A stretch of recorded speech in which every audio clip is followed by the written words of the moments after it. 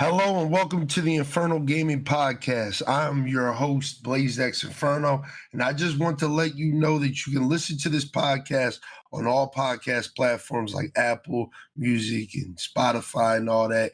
You can also catch us on YouTube at my YouTube channel, BLAZEDxENFERNO. You know what I mean? Or you can just search it up, Infernal Gaming Podcast. Make sure you check out the links in the podcast description and make sure you like up the video version and rate us 5 stars on Spotify and Apple. Hope you enjoy the show. Have a good night, y'all. All right, Vultures 2. It's like, nah, we ain't gonna jump into it like that. That'd be crazy. That'd be crazy, man. You think we should just start this joint off with Vultures 2? No, we gotta build up to that at least. I mean, Kanye's still premier act. Yeah, we gotta get that listening time, dog. We need y'all to listen to the podcast a little longer, you know what I mean? Not just listen to the first 5 minutes and dip. You know what I mean? We'll talk about it later. But we got a couple albums we're gonna be reviewing today, some music podcasts. So we want to jump into this one, man. We got a lot of music to go through. But let's start this one off kind of like how we start off the gaming episodes. Warren, man, what you been listening to lately, man? Lately, I've been kind of working on an indie playlist and whatnot. So it's like a mixture of various different alternative indie artists and whatnot here and there to kind of help diversify my musical palette and whatnot. So that's, I don't want to say it's been occupying most of my listening and whatnot, but it's definitely been something I've been trying to keep myself, diversifying my palette and whatnot. Okay. Respect it. Yeah, me, I don't know. I've been listening to a lot of other podcasts, man. On my spare time, I've really been listening to a lot of music. I've been listening to a lot of podcasts, but I'm not gonna lie to you. I've been listening to these weird underground New York rappers and shit like that. Cause I do like that little it's like a new thing in the drill scene where they have the beats with the heavy stomps all over them and shit like that. Mm-hmm. I kind of like those beats. They kind of hard to me. So I've been listening to a lot of that. A lot of people on my stream have been putting me onto dance music. So I've been listening to a lot of that house shit. You know what I mean? Got a newfound respect for a lot of that house shit. Shout out my man Skrilla too. I've been listening to that song. God damn. I've been listening to that joint a lot too. That's a hard joint. I mean, but I haven't really been, listen to a lot of podcasts that I'm not going to shout out on this podcast because why would I shout out another podcast on our podcast? That's crazy. You know what I mean? We're the only podcast you should be listening to. Fuck them other podcasts. It's like, nah, man. Listen to them other podcasts, man. They dope. But yeah, man, we got a bunch of albums we're going to review today. Should be a simple podcast for y'all, man. We're going to start it off with an easy one that we both listened to. If y'all didn't know, which a lot of people didn't know, Lupe Fiasco, a name you probably wouldn't hear in 2024, released a album, LP, EP, something like that.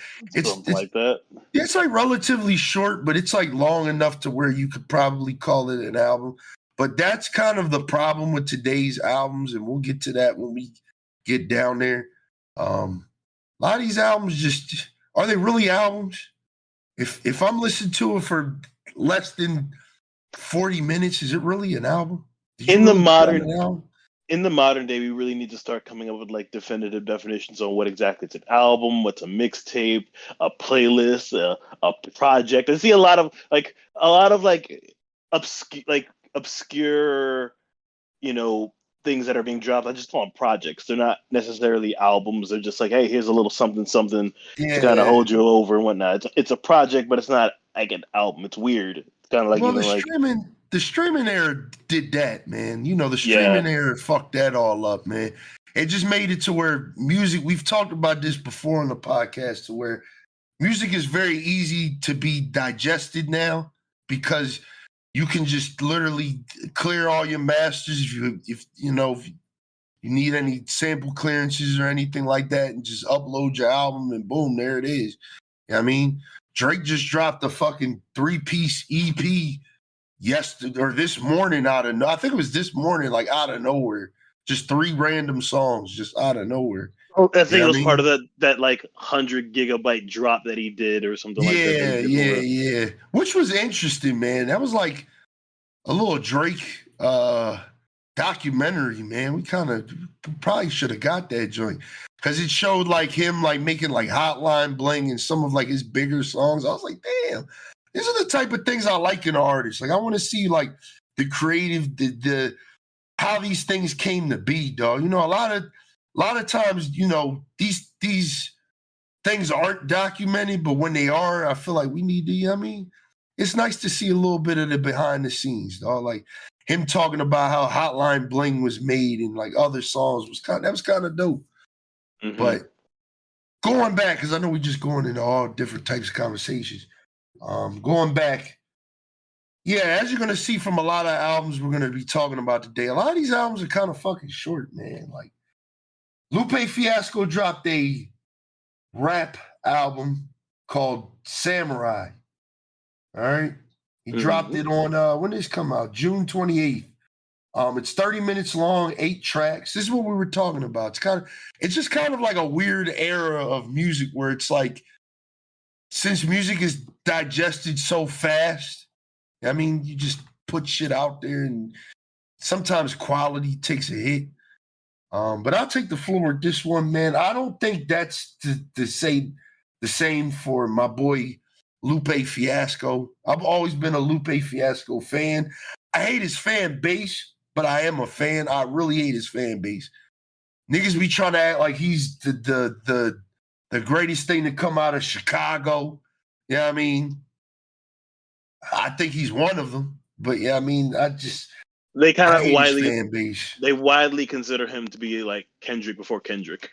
Yeah, which I agree with. I actually agree with that. I do agree with that, but I think people dick ride him a little too hard.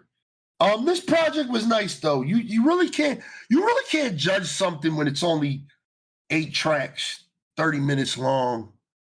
The longevity of the album is.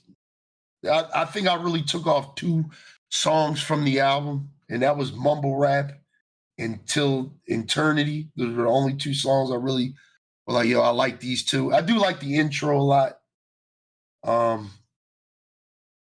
He's giving you bars. What can we say? It's Lupe Fiasco. He's gonna give you bars. When is he not giving you bars? He's gonna give you bars.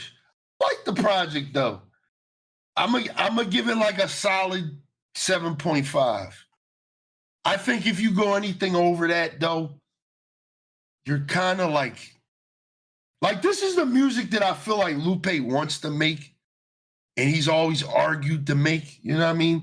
Like I remember the early beginnings of his career when he was coming out with like what's it called, Food and Liquor 1 and The Cool. It was like he wanted to make music like what was that Dragus Light, Dragus Wave. He wanted to make music like that, where he was forced to make music like how he did on Lasers. Even though I tell people all the time, Food and Liquor 2 is one of my favorites of his. I've been meaning to kind of do a deep dive and like look at his back catalog and like re-examine it for something like that. We probably need to do a retrospective on some of like Lupe's. Go ahead, my fault. I mean to cut you off. We probably need to do a little retrospective on like some of like Lupe's works. Yeah, man, he's got a great discography, dog. Great discography. It's just I think he has 4 projects from 2015. I'm looking at his discography right now. From 2015 to 2022, I didn't hear none of that shit. So Drill Music in Zion, I didn't listen to it. Dragus Wave or Dragus Light, I didn't. I listened to Dragus Light. Hold on, let me see. Let me make sure, because I know there's like a song on there. It's like 7 minutes long. Yeah, I listened to Dragus Light. I mean, and Tetsal, and Youth, I didn't listen to that. Didn't listen to that. I think the last Lupe project I listened to really was Lasers, dog. It's been that long. Your Lasers was lit. You didn't listen to Food and Liquor too? That shit was gas. And there was like a mixtape that he had, Enemy of the State, that I was into for a bit. Oh, and that Piff. Yeah. Yeah, I remember that. Yeah.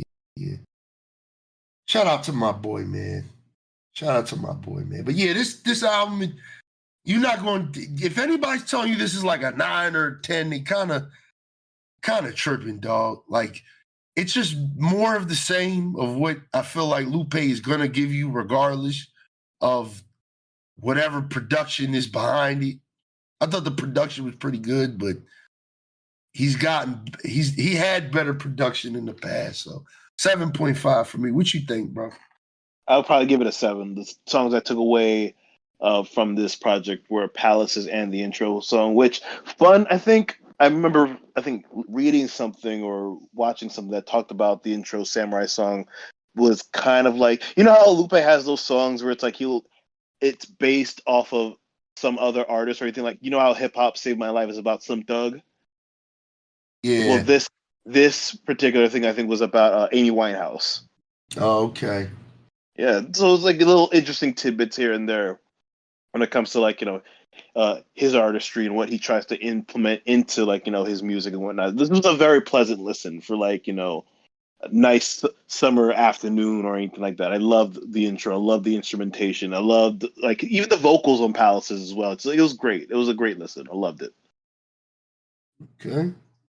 Yeah, it wasn't bad, though. I thought it was very good. I mean, I know a lot of our what's that type of rap, that genre of rap that he's in?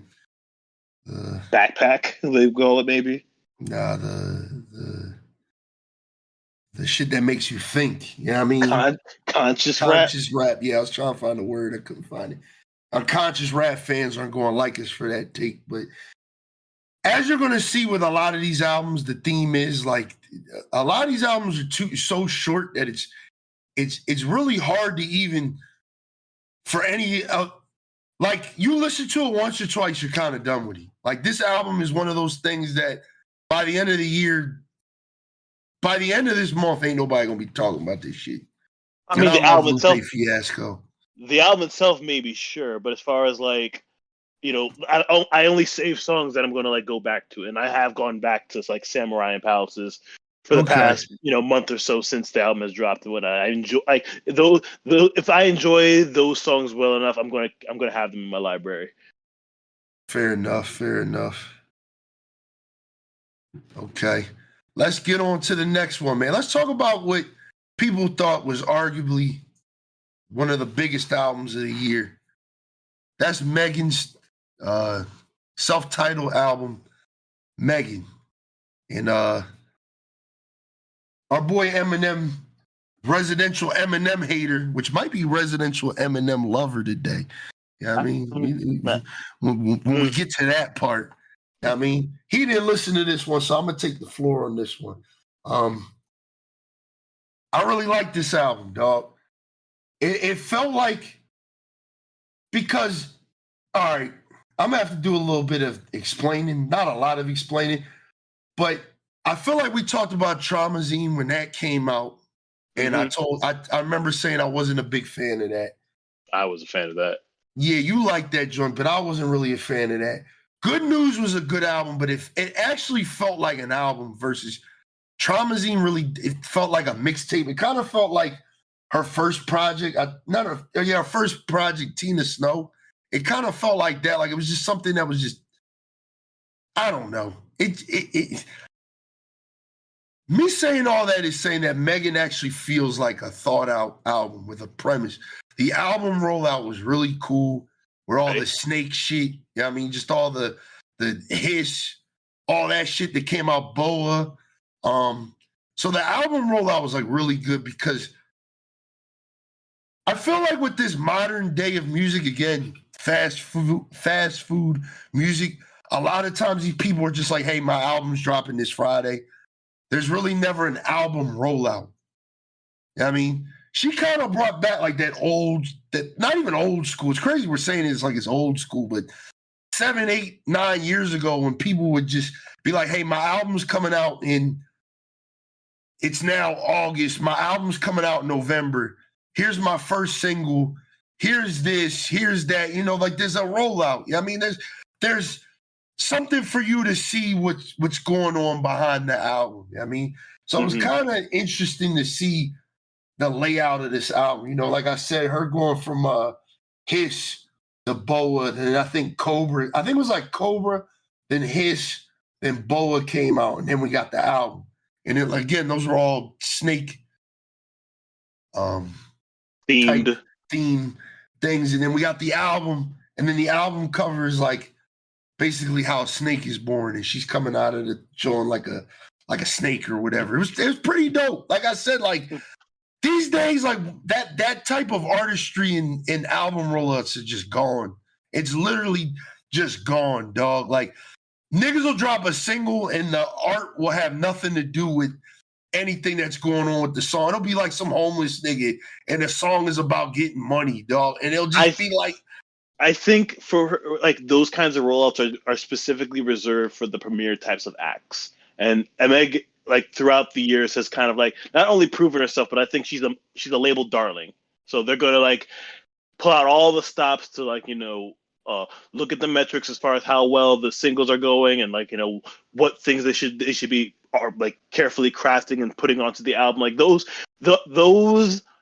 types of rollouts are specifically reserved for those kinds of acts, and you're not going to get that for like a Boss Man D-Lo or something like that. Yeah, of course, man. But I miss it, dog. I miss it.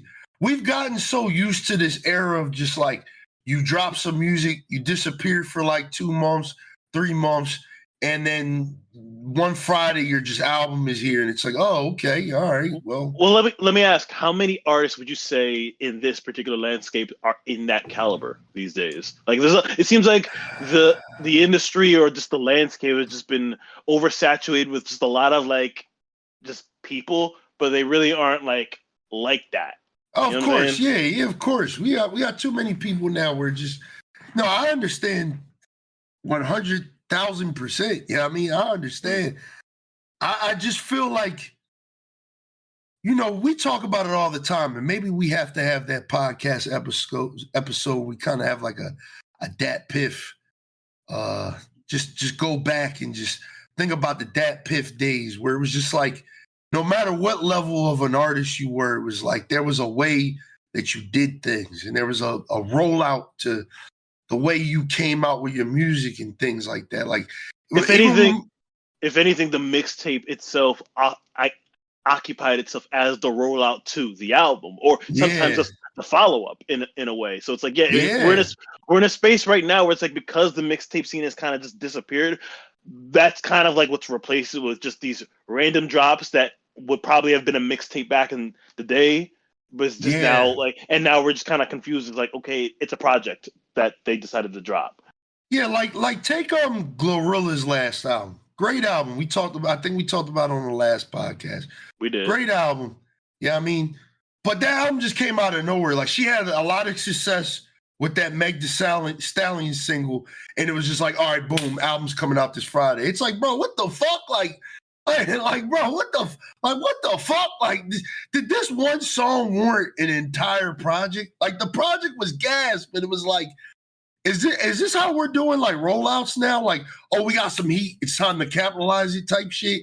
Or is it like, are we gonna build up to something? Are we gonna build an audience around this thing? Like, that's how it used to be back in the day. Like, we talked about it on the Wiz Khalifa retrospective, but it just really feels like, you know, when Rolling Papers came out, it was hated or love it by a lot of people, right?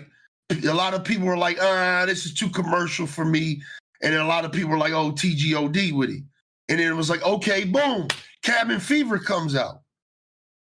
Everybody if you don't love Cabin Fever, you're just, I don't know what to classify you as, but Cabin Fever is one of my favorite Wiz mixtapes. But that was just kind of like what we were used to back in the day. You know what I mean?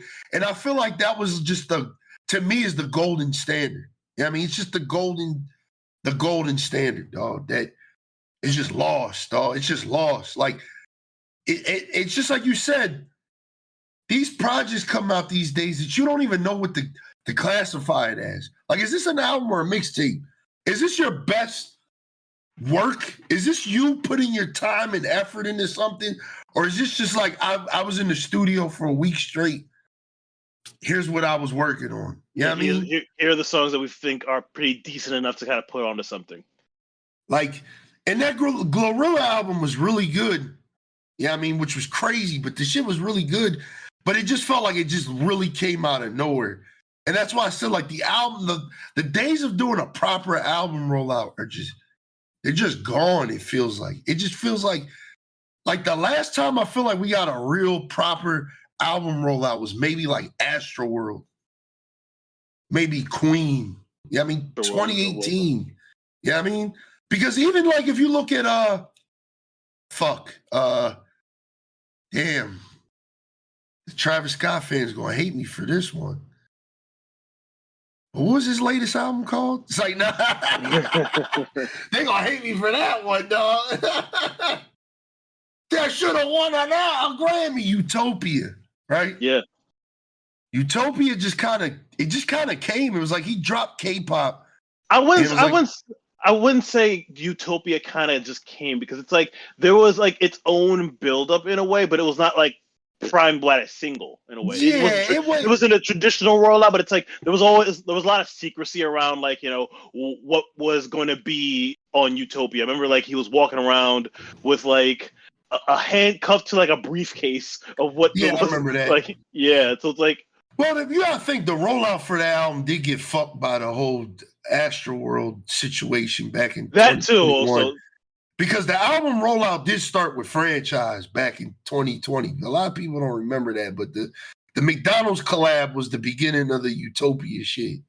You know what I mean? But, you know, unfortunate circumstances ended him just kind of delaying the album. And then it just feels like, I don't know, maybe that's a bad example, but I just feel like these album rollouts are just gone. Like even with Nicki's last album, it just felt like she released she was just releasing artwork. Like that was nice. Like letting you know, like, hey, like this is the follow-up to Pink Friday. I mean, like, this is what we're working on. Here's a single. Like those album rollouts are just gone, bro. I think what you kind of described right there, when it comes to like Nicki, she's a seasoned artist, so she's been through this rodeo a number of times, so she has an idea of like, okay, this is how we properly roll out an album. Yeah. Whereas like a lot of too, you know what I mean?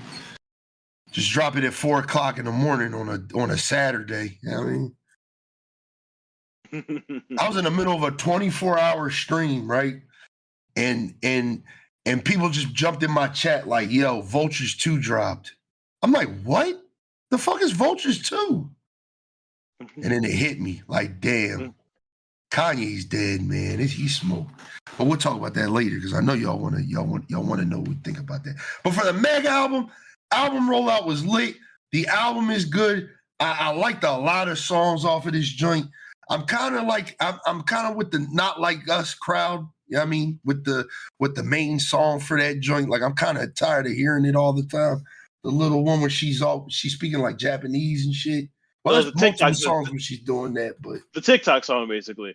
Yeah, the TikTok joint. Listen, those things are gonna, like, TikTok songs are gonna make you feel like you're gonna get tired of them, but like they're just all over the place, because it's unfortunate that's what's now going to be what's considered a hit these days. If it's on TikTok, then like that's what's going. Yeah. They're gonna keep. If it's going viral, then that's the hit. Yeah, I think it's called like Mamushi or something like that. I really like that song Boa. That was like the best. The sample was lit. The music video was lit. I know the anime niggas. I will never forget Twitter that day. The anime niggas lost their fucking mind that day, dog. Like all the little cosplay girlies were like, "Oh my god, she's cosplaying as this person and that person." Like that was pretty dope, dog. That was pretty dope. My favorite song is it's called is BAS, is Both Ain't Shit. That's my shit, dog. That was a good song. I wish that was kind of like the lead song off the album, but the album's dope. 18 songs, 52 minutes. Good album. Y'all gonna hate me for this, but it's a solid 8, dog. It's a solid 8. Solid 8. I really like this project, dog. Shout out to Megan, dog. She worked really hard on this. it seemed like the past 2 years she kind of just locked in, focused. You know what I mean? Gave us good music, a good build up to this album, and I'm excited to see what she come out with next. You know what I mean? I'm really excited for that, dog. You know what I mean, because I ain't gonna lie, her last album I wasn't feeling that. It Traumazine shit. I ain't like fuck that with joint. Traumazine. I like Traumazine. I didn't like that joint, man. I ain't like that joint. Maybe I'll go back and listen to it, but this self-titled joint, it's an 8, dog. It's an 8. Like I said, the music videos was fire. The music is good. Megan's spitting bars. She's spitting, right? Like she got bars on this joint. When is Meg not spitting though? That's the thing. Okay, we can like. True, but I think it's just it's important to kind of consistently remind ourselves that she can rap. She's not like one of these people that's like just out here saying whatever and it's just being put on. Like she can actually rap. She goes.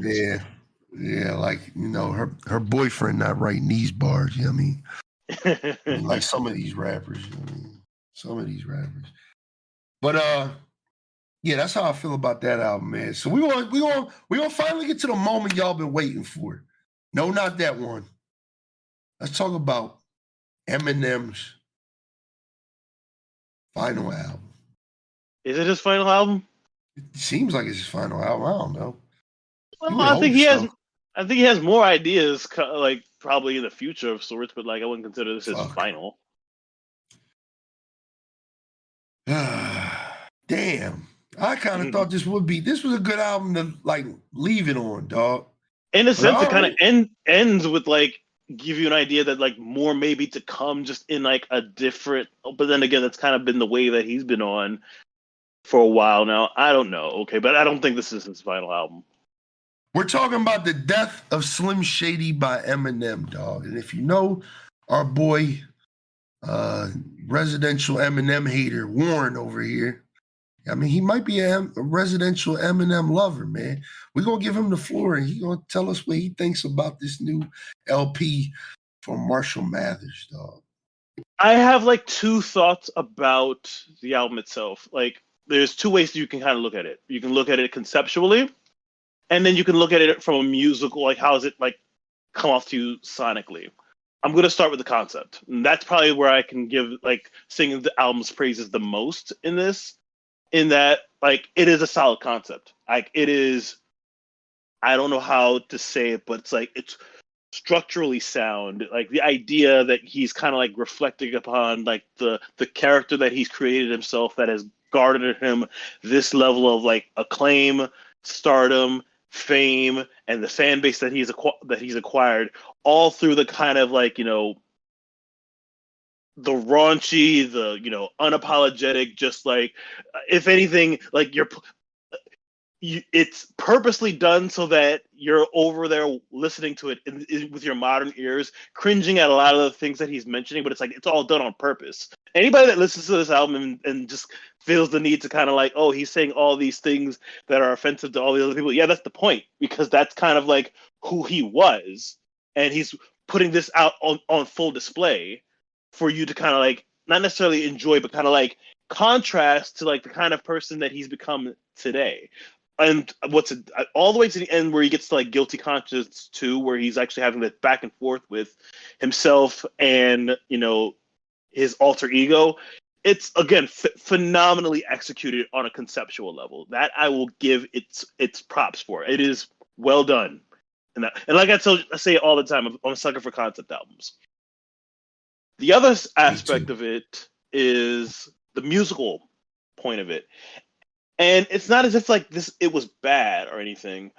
My thing with Eminem, as I was listening to this entire thing, I said to myself, kind of like with other artists, be it Juicy J or Nas or any, you know, legacy related acts that are still wanting to perform in the modern day, the first thing that sort of came to my mind was like, yo, what if Eminem got with like, you know, some actual like modern day producers and like changed up his sound? What if Eminem, you know, actually kind of like started rapping to today's Detroit sounding things? I mean, like, it's obvious that he can rap and everything like that. I feel as though he's very stagnant in a particular sound that was probably good in a particular age But like these days, it's just kind of like I don't know how much replay value you're going to get out of it. Like as much as I'm praising the album from a conceptual level, I didn't save any songs from this album. Like there's nothing from this that really like Damn. there's nothing from this that resonated with me to the point where it's like I need to listen back to that again. Maybe like Guilty Conscience too, but less about from its musical perspective, but more from like, the story that it's trying to articulate, what you're trying to get out of it, and like, listen to the words from it. But like overall, like I'm not listening to this because I found some like profound enjoyment in the musical perspective of it. Like there was like a lot. It almost felt like when I was listening to Houdini, I was like, it felt really nostalgic. But if I want to, similar to what Jay said, if I want to listen to OJ, I can listen to the old albums. If I want to listen to old Eminem, I can listen to Marshall Mathers LP or Encore, all that type of stuff. Like I don't need this sound in today's musical landscape. If I want something new from him, and I want him to be a bit more daring in how he experiments with different sounds. But it seems like he's not in that. He's kind of in this like, this is like, Eminem of today, where he kind of looks down upon today's rap landscape and just in some sort of like snobbery where it's like he's a hip hop purist in this. It's in the purest form where it's like it has to be dictated by the lyrics. The more if you are looking at the beat to be the thing that dictates what makes the sound fire, then like you have no business critiquing my sound. And like there's a part of it that's like fair enough, I guess. But again, like you don't, it doesn't have to be one way. The way in which we kind of interpret hip hop music has more for it's like beyond just like, the bars itself. I like the voices that are being put on. I like the flows. I like, the melodies implemented every now and again. And sometimes, the beat itself will also help as well. I think there's a space for Eminem in today's rap landscape. He's far too talented to just kind of fade out into obscurity. I just want him to have that sort of willingness to want to experiment with things different instead of having this kind of sort of like snobbish outlook on on what today's rap landscape is and what it ought to be. Like you're going to continuously get flamed by people in today's rap landscape because it's like, nobody's bumping you because like you're still stuck on this mindset of like it has to be dictated lyrically and nothing else. All these people are criticizing me, but they're not listening to me rapping and doing all these rapidy rap things. And it's just like, nobody gives a fuck. Nobody gives a fuck. All right, we're making fun of you because like nobody gives a fuck anymore. All right. The landscape has changed and we can appreciate certain things from how it was back then, but today is today. Okay, the game is the game. All right, you got if you want to have some semblance of like appreciation for your lyrics as well, I think you also have to adapt to a modern sound. And that's my only thing when it comes to Eminem musically. Conceptually, it was a fantastic album. It's kind of hard to rate this album from like. It's almost like conceptually I can give it this, and then like musically I'll give it that. So I'll go with that. Conceptually, I say it's an 8 out of 10. Ooh. Musically, a 6. Ooh. Listen, I ain't gonna make my review all that difficult, man. Y'all know me. If y'all know me, I'm an Eminem critic, dog. I love Eminem, dog. I grew up with him. He's one of my favorite. He's got one of my favorite albums of all time. Top 5 favorite albums of all time. You know what I mean? So I'm very critical when it comes to this man because I feel like a lot of this shit he's been doing for the past, I want to say like 10 years has been pretty fucking corny, dog. I'm not gonna lie. All that rap god shit was not a fan. Was not a fan of none of that shit because. It was always weird to me that it felt like he had something to prove to people. Like it never made sense to me that Eminem had something to prove to anybody, dog. Eminem always feels the need that he has something to prove to the culture. He knows that like he has this like I think Eminem has a self-awareness that we don't give him credit for. That he's aware that he's amassed this like fan base of people that really don't give a shit about the quality, not even the quality, just the roots of hip hop and the culture itself. He cares about being Yeah. accepted within the culture. And if the culture Yeah. rejects him, he's just going to keep trying harder and harder and harder. And that I will always give credit to him. Like, Do you think the culture rejects Eminem though? as Like, keep it real. in today's day and age, there's a lot of people who just kind of talk about Eminem where it's like, yeah, ain't nobody bumping Eminem. I remember the whole Gucci Man interview where it's like, yeah, ain't nobody bumping Eminem. Anybody listening to that bullshit and whatnot. And I think he wants to, I think amongst his peers, it's easy that it's like, yeah, he's well respected amongst his peers. Every rapper and their mom is like saying like, yeah, Eminem is one of them. Like, you, as far as a lyricist, rapper, songmaker, all that, he is like phenomenal. But amongst the culture, I think, like, especially in today's age, we kind of got a little bit of amnesia.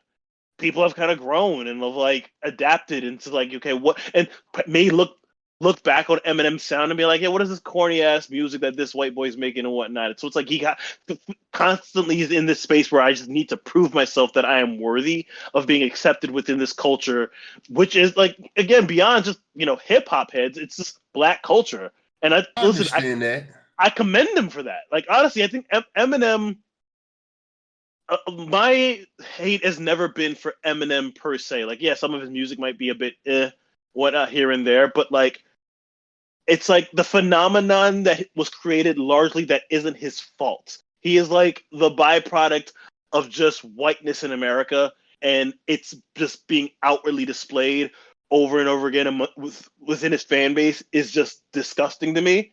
And it's like, but at the end of the day, that's not a reflection on him. Like, I feel as though if his fans, like his core fans, listen to white America, they'd realize that that's about them. Like, Eminem is tremendously self-aware about what's going on around him. I've just always felt like he had nothing to prove to anybody, to be honest. Like, Eminem proved himself, I think, after the Eminem show. Yeah, I mean, but I feel like you're right about the evolution of things, like, amnesia, all those things play a part. But I feel like if you're like my age, maybe about the age of like 26, 27, and you're not putting Eminem anywhere on your top 10, or you're not even acknowledging him as here's a, honorable mention to this motherfucker, then you tripping, dog. You tripping. I think it's definitely a generational thing, because it's like, of course, among millennials, sure, but like Gen Zers, I mean, who the fuck they'll put in their top fucking 5? Juice WRLD, nigga. Like, we don't take them niggas serious anyway. But like, I'm not bumping no Eminem in the whip, dog. But when I get into a certain bag or a certain tone, when I want to hear a certain type of music, yeah, I might throw some Eminem on. I might throw some old school shit on. What kind of mood? My thing is, what kind of mood is that? Because, like, honestly, especially if we're talking like today's Eminem, if we're talking like today's Eminem, or even like to some degree of past Eminem, it's a lot of like white boy angst. It's a lot of I just done finished arguing with my mom about shit. So it's like I fucking hate my stepdad type of music, dog. Like, when motherfuckers say like he makes school shooter music, like it's like Eminem. Like, tremendously talented, and I have a lot of songs, but like, there's also a kernel of truth to that. Where it's like, yeah. Like, for me, yeah. I just get in like little pockets when it comes to music, to where I just want to hear something from, like, I have a playlist of some of my favorite songs from like 2013, 2014. Because to me, that's what I consider like, to me, that was like the golden era of music, dog. Like, when we were in college, all that like college music, that was like the best era of music to me. Like A$AP Rocky, 2 Chainz, the Boats era.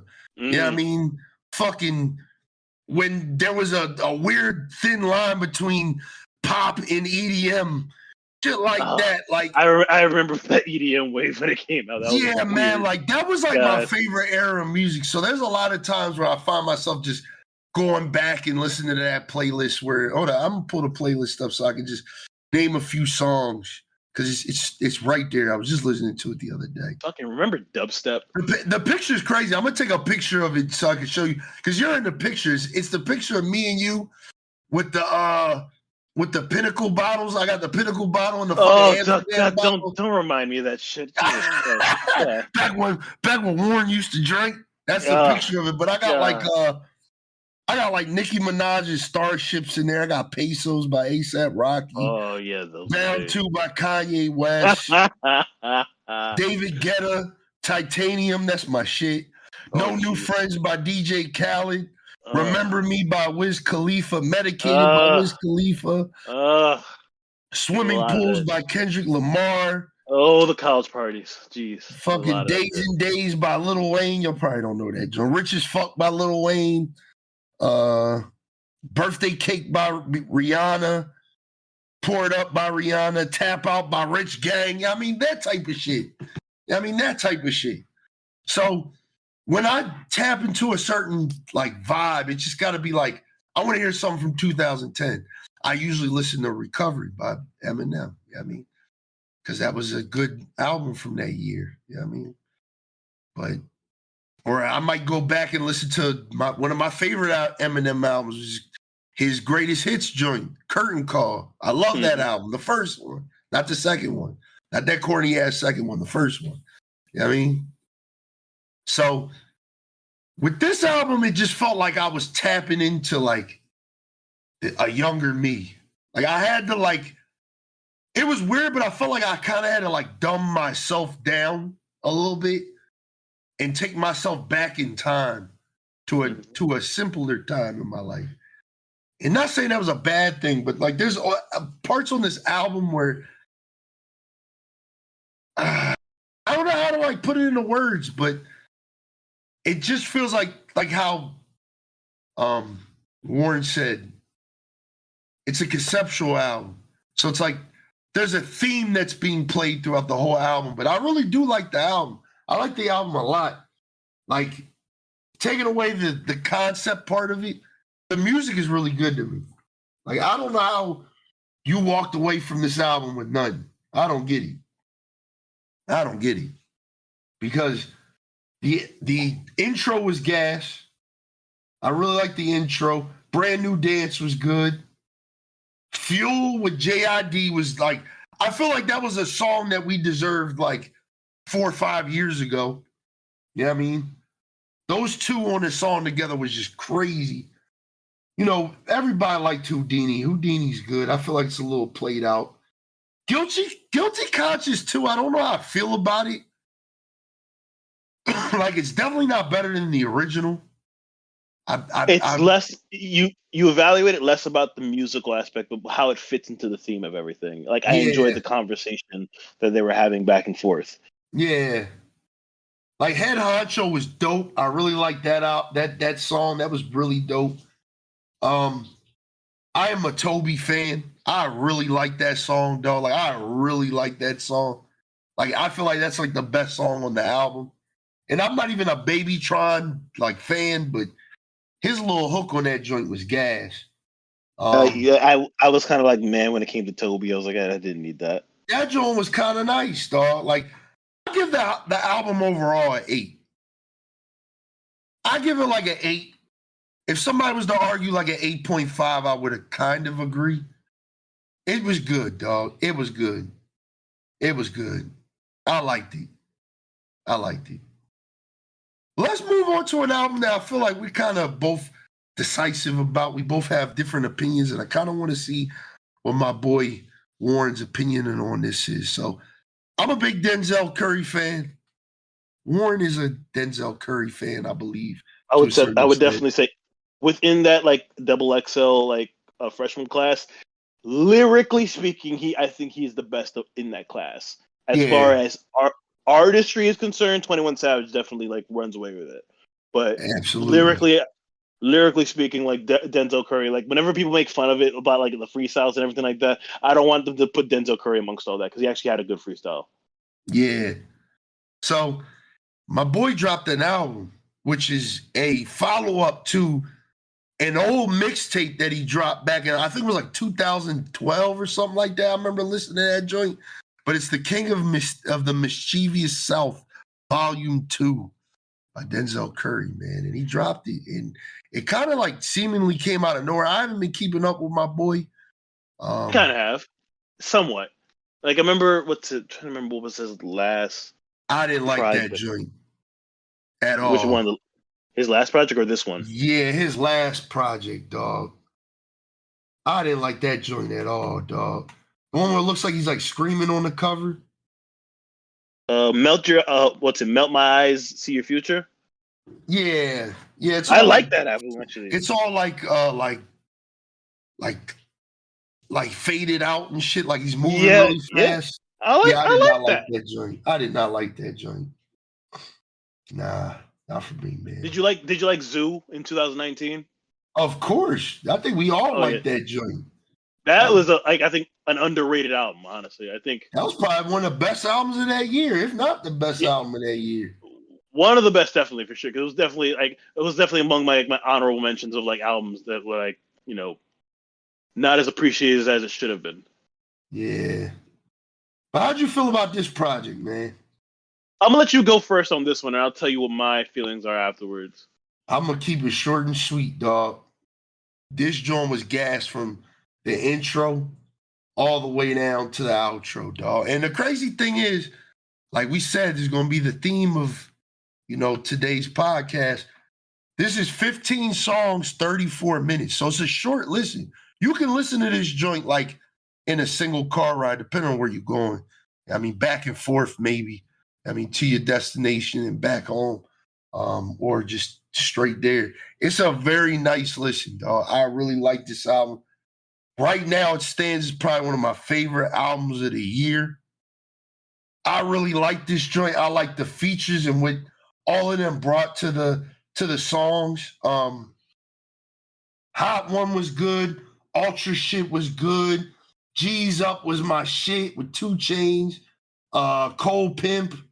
Fucking Wishlist with Armani White. Shout out Philly.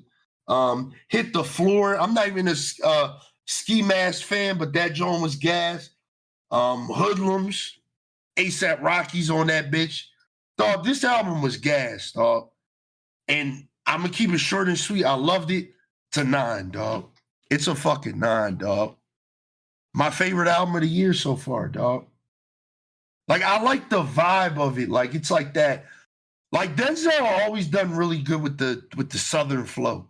It's like, with Zoo, he gave us that fucking Dade County raunchiness, that hoodlum shit.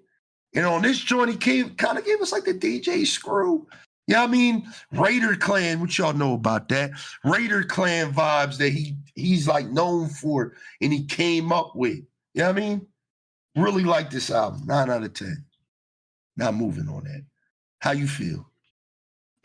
I like the album. However, it's funny that you should mention all, like, you know, DJ Screw or like Dade County or anything like that, because honestly, what I walked away from this album, it sounded a lot like Memphis.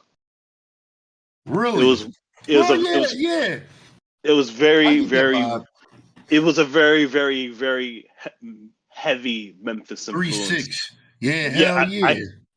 I got that from listening all throughout the album, and it made me think for a second about regional rap, like that whole saying, like, you know, we need to bring back regional rap, and this is in a sense a regional sounding thing, but at the same time, I was kind of like weirded out by like a Florida guy sounding a lot like a nigga from Memphis. I felt some type of way about that, and I don't know if it's like a good or a bad thing, and I'm still trying to evaluate that. That was like my big takeaway when listening to this album. I was like, okay, I'm loving the rapping and this Denzel Curry, but it's like, why is he sounding like he's from Memphis though? Why is was that like a concerted effort? Like that was going to be his theme, that it was going to be a very Memphis sounding album. Because like that was like the one thing that stood out to me and I found kind of weird. It's like, do I want him to experiment and have this particular sound, or do I want my Florida dudes to sound like I have a Florida sound? Like when I listen to shit like, okay, bring it back to like 2019 with Zoo. That was a very unapologetically a Florida album. Like he draped it all over with like different sorts of like shit from Miami. It's like the sound definitely matched the artist, but this was just something like different. And it's just like, how do I feel about artists? Like, okay, think for example like an ASAP Rocky, a nigga from New York, but it's obviously has a very Houston type of like influence to him. That was my thing about like Meg Thee Stallion. I think when I first heard like Fever, it's like that you're a Houston artist, but I can hear Memphis influence, and that was because she was at the time she was dating Moneybagg. So it's like, yeah, how much does like are you influenced by not just your region, but also like the sounds of like places that you may have visited or inhabited every now and again? Yeah, facts. I'm just kind of like up and down about that. Like, do we want our rappers who are like, if you're from New York, you need to sound like you're from New York? Or do we want like a little Uzi Verts around here where it's like you're from Philly, but you don't sound like you're from Philly. Well, you sound like you're from Atlanta. That was the thing that a lot of people gave A$AP Rocky a lot of shit about early on in his career. I remember that was always like an argument that a lot of people used to have when it came to him, like, oh, you stole from Houston. Yeah, I mean, he used to have the whole little thing like, I spent like, I think he said like he spent like a summer or like a year in Houston back when he was like a kid or something. So he picked up from a lot of that shit. You know what I mean? But he was from New York. So he was a New York nigga kind of making like Houston type music. You know what I mean? And it further on led into like Travis Scott kind of stealing his sound. Like everybody always see like Travis Scott early on stole A$AP Rocky's sound and shit like that. But he's really from Then how they Houston. Get that though? How do they get that? I don't know. But he's really from Houston. So it's just I don't know. It's just one of those things that make me think like, I feel like if you do it well enough, right? Like that's always like the problem with people with Drake, right? Like not here comes the Drake conversation in the podcast again. But not to make it about Drake, but people always say that about Drake. Like Drake is always doing dance hall music, or he's doing, this type of music, or he's doing that from this place. I feel like to me, just the average nigga, all right, that comes from a city that, not gonna lie, we just drill was hot at one point, so now we're a drill city. Yeah, I mean, we just dick eat whatever every other major city is doing. Shout out to Philly, I love y'all niggas, but y'all just be dick riding every wave. And we've kind of lost our own independence a long time ago with state property, dog. They were just ahead of their time. I mean, we lost our entire identity, dog, and just whatever's hot is what this city does. But I feel like it's not a bad thing as long as you can do it well, dog. I mean, I've always said that with Drake. Like, if the nigga can make a nice little dance hall song, like, what's wrong with it, dog? Like, what's wrong with it? I mean, but I guess it depends on like who's the one that's like judging what is a good and authentic sound to it. And I guess he usually has artists to kind of help validate that, I suppose. So I mean, I guess I would hope so. Yeah, I mean, like he doesn't just go about this himself. Usually, he's never like a one man army and trying to like incorporate a sound. The whole Vulture thing is like you tend to like you get validation from an artist who does this particular thing, adopt that sound, and then like again reap the benefits from it, and then like leave. Yeah. Dance Hall Drizzy from 2016 was, ahead of its time. Shout out to Drake for that. I mean, I don't know how to feel about that, but all right. Man, listen, dog. You can't act like Work with Rihanna, Controller, all them shits wasn't bangers, dog. That was a banging ass summer we had, nigga. Cartel free right now too, so something's on the way. Dog, he looked bad, man. He got, I think, some disease. So I mean, like, hey, it is what it is. For that, the praying.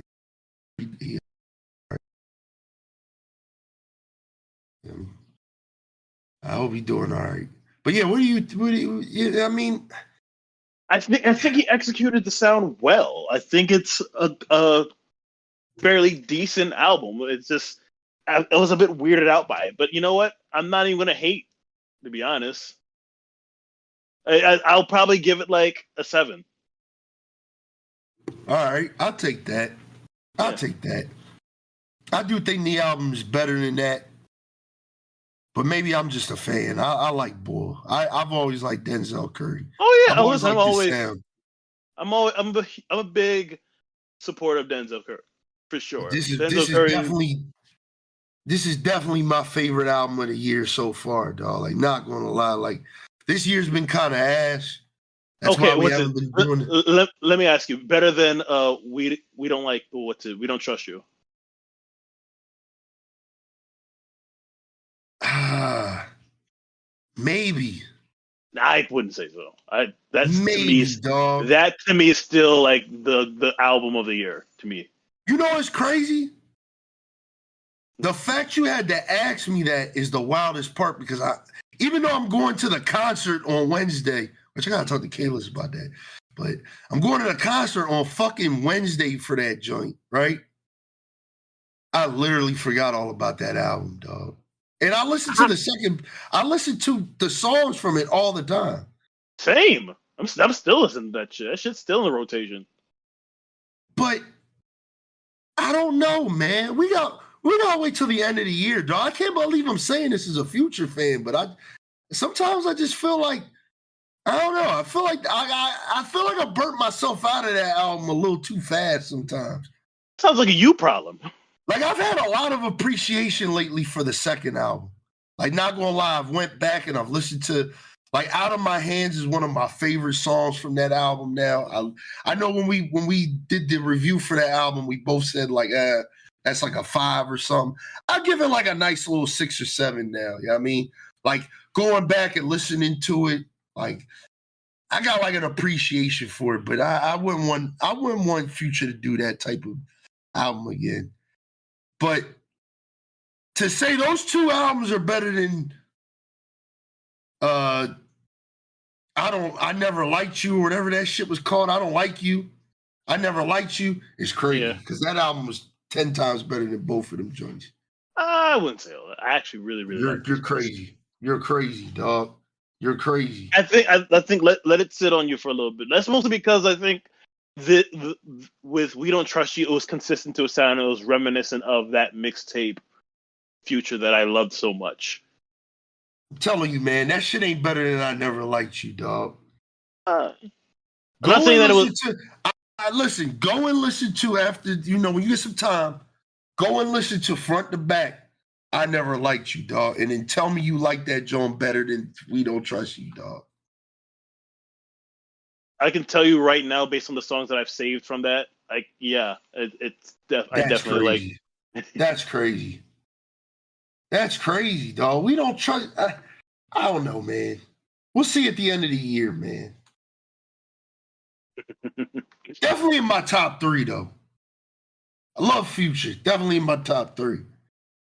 I feel like the beef stole from this album, though, man. I feel like it burns me out. When I listen to this album, I'm reminiscent of what I'm never gonna get again, dog. And then I gotta go listen to fucking What a Time to Be Alive real quick to remind me that it really was a time to be alive, dog. Because we never getting that shit again, dog. Never getting it again. Lightning in a bottle. It is what it is.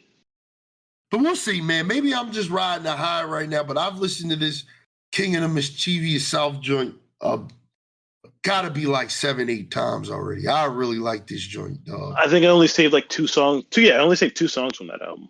What songs? Black Flag Freestyle and Skid with a Kanye That's crazy.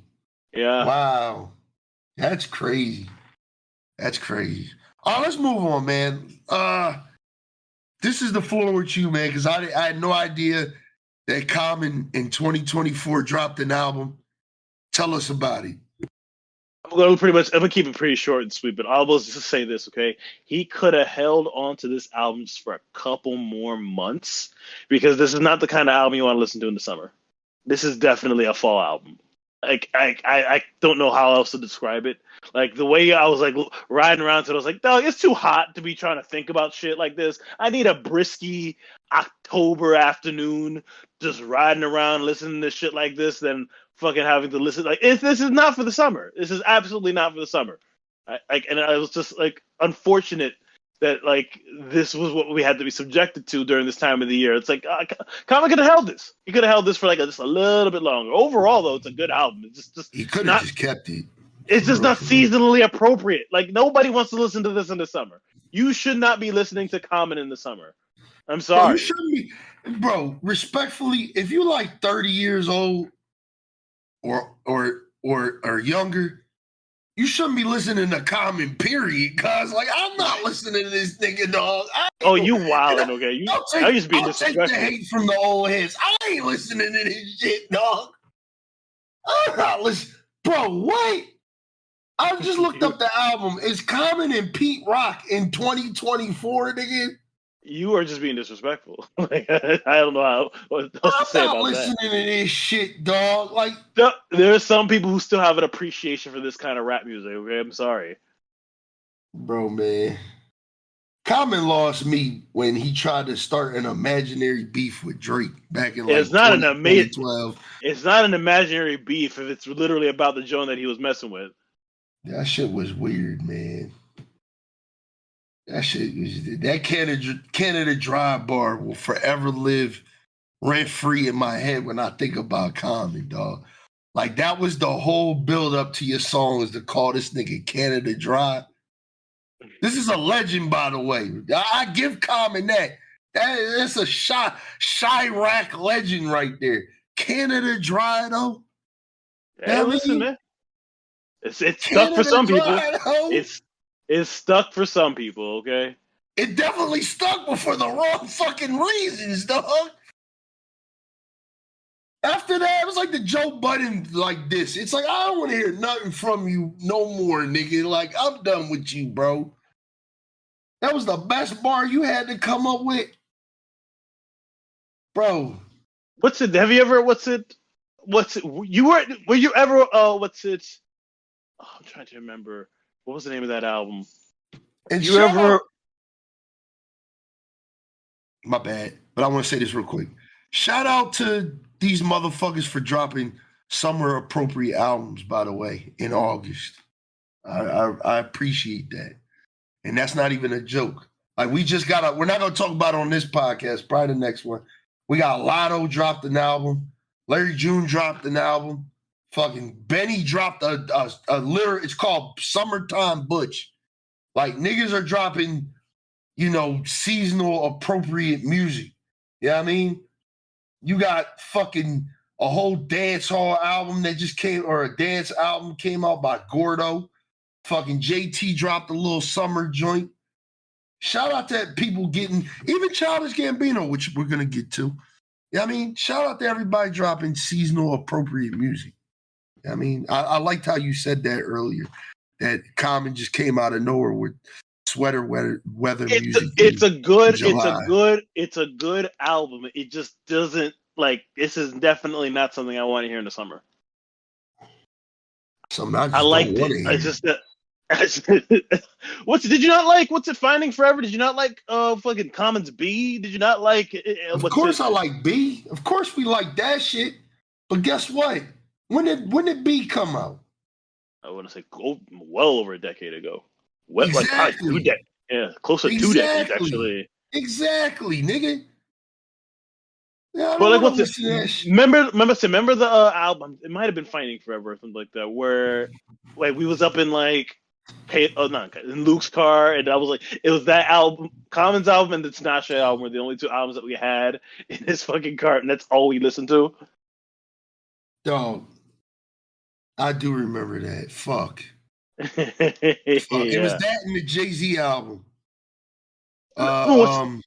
No, what's it for Luke's car? It was that and the Tinashe album.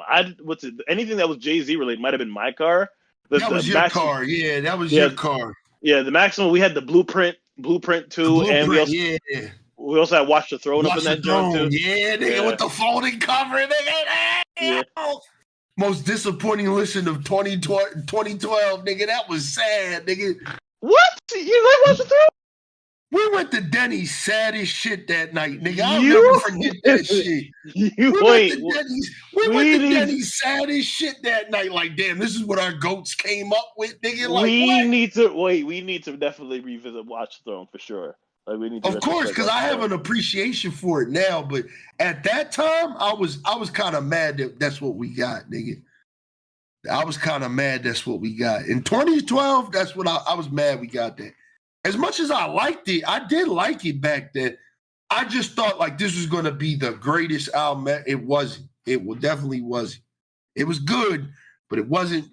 Maybe I set the bar too high, but when you have Kanye West and Jay-Z on the fucking title card for the fucking album, you kind of think you about to get greatness, nigga. It gave us niggas in Paris. It gave us niggas in Paris, though. And right now I'm watching Niggas in Paris, dog. I hated that shit after a while. I still love that song. That might be top 100 songs of all time to me, dog. Like, oh, I hated that song after a while. Motherfuckers overplayed the fuck out of that shit. Fucking ball so hard, motherfuckers want to find me, nigga. What?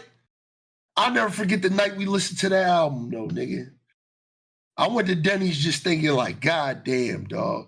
No Church in the Wild is a heavy ass intro, dog. It's good. This good joint. Good joint. Shout out to Kanye West. That was prime Kanye West, dog.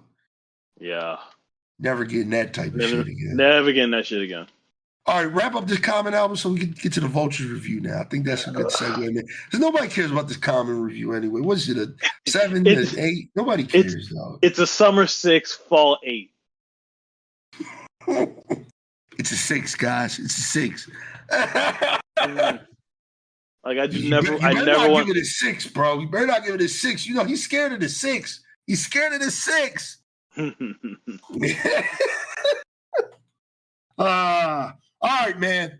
The moment y'all been waiting for. We jumping all over the place with these reviews, but fuck it.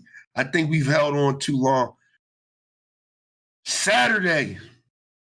Last Saturday, our Lord and Savior Kanye West. Our Lord and Savior Kanye West delivered upon us Vultures 2.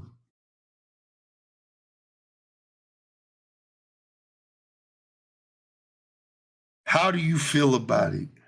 Residential Vultures 2 hater.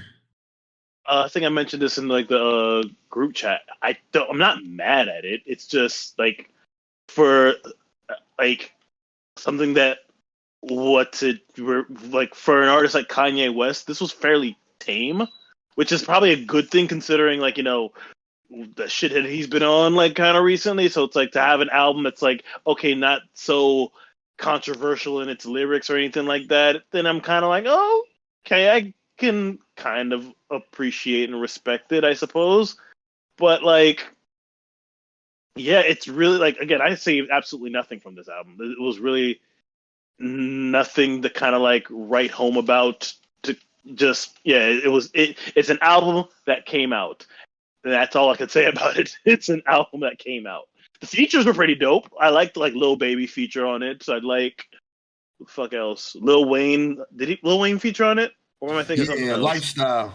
Yeah, like the surprise features that came up out of there, I appreciated and enjoyed, but it was just like, honestly, it's Kanye West. You got like, you can't be giving me mid.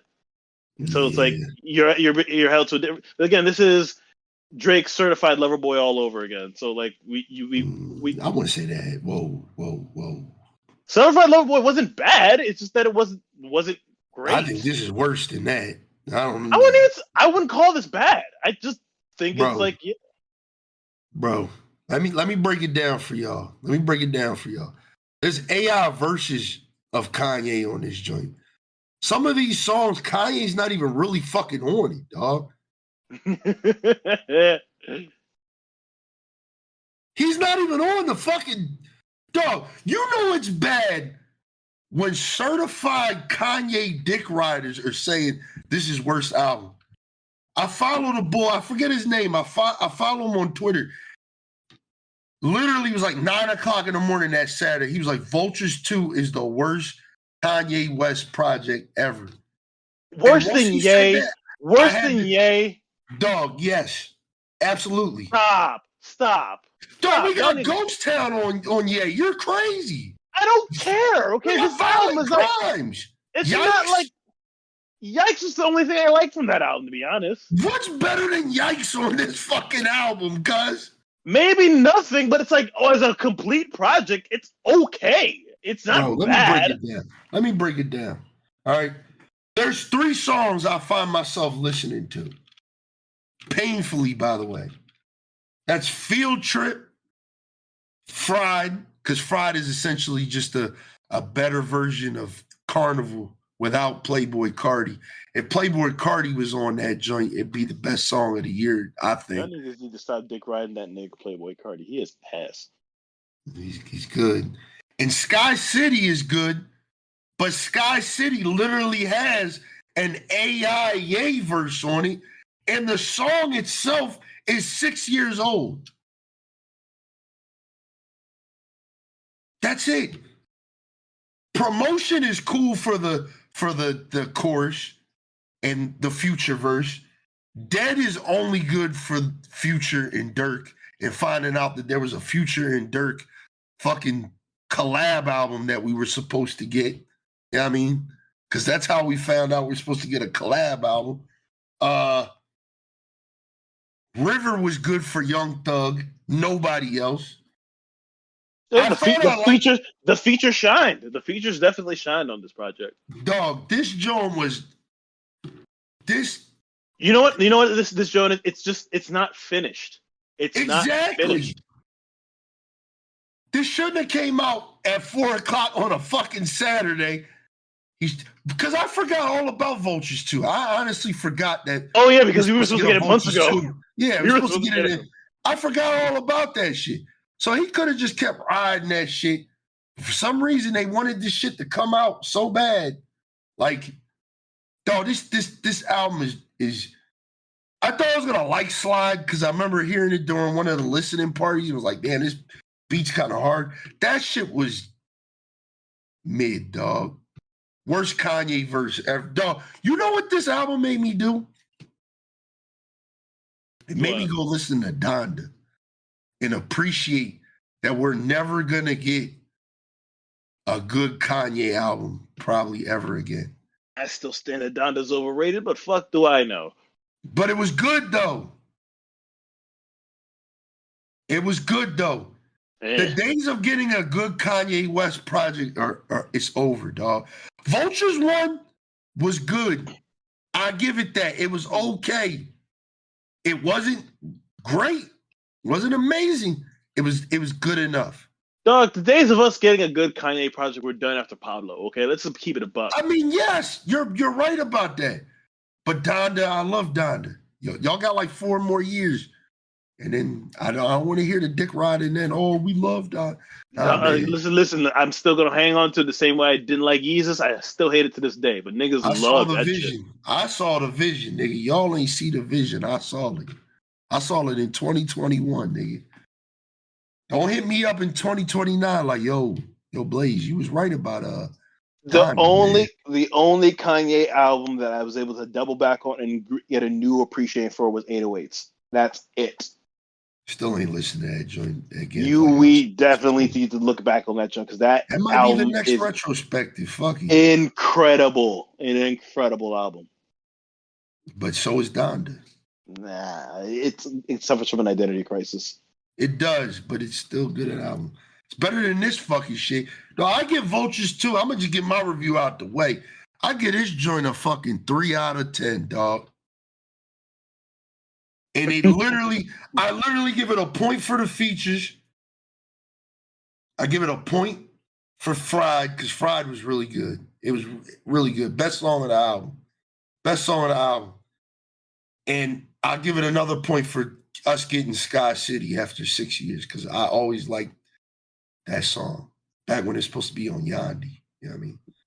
Really like that joint. But it has an AI feature of Kanye on it. But, I mean, it gets a 3 out of 10, dog. I would never think I would say that about a Kanye album, but it's a 3 out of 10, dog. This shit is garbage. I'd probably give it like ass. You I'd give it probably give it anything over a 5, I'm giving it exactly a 5. Just a that's 5. good. Yeah, that's good. A 5, I'll be cool with. It's because it's mid. It's perfectly mid. We should have never got this joint, dog. Now, if they're gonna turn this shit into a trilogy, Vultures 3 got to come corrector. This shit smoked, dog. There was supposed to be a smoke. Vultures 3 as well. That was supposed to have been This come out shit as well. And I think this was the premise of this album, was that Ty Dolla $ign was supposed to be more, because you could tell his involvement in this one's a lot bigger. Like his verse goes first on a lot of these songs. You know what I mean? He has the better verse on a lot of these songs. Ty Dolla $ign carries this album, but it's not enough, dog. It's not enough. From the painful, like just the painfully mid, oh my God, dog, 50 minutes of listening to this. Dog, I thought I was going to hurt myself, dog, listening to this joint. It's not that bad, dog. I don't need to Like, chill. Forever Rolling was good, but like, nah, dog. I thought I'd never say this about a Kanye album, dog, but this shit made me upset, dog. Join the bandwagon, nigga, man. We've been hating on Kanye for quite some time now. For I over a turn decade. this shit off and listen to Donda, cuz. Like, this shit's bad, dog. But it's not the worst. Let's keep the trend of the worst album of the year going, because it's far from the worst. I'm being critical on it because it's Kanye. If any other nigga made this album, it'd be like a 6 or a 5. But it's Kanye West, so it gets a 3. Get off of the nitrous, because I heard he's addicted to drugs. Get the fuck off the nitrous and give us a better album, nigga. He's addicted to porn, too. He's addicted to a lot of things, my nigga. He's just, Kanye West being Kanye West. That shit ain't God-like, nigga. That ain't Christ-like.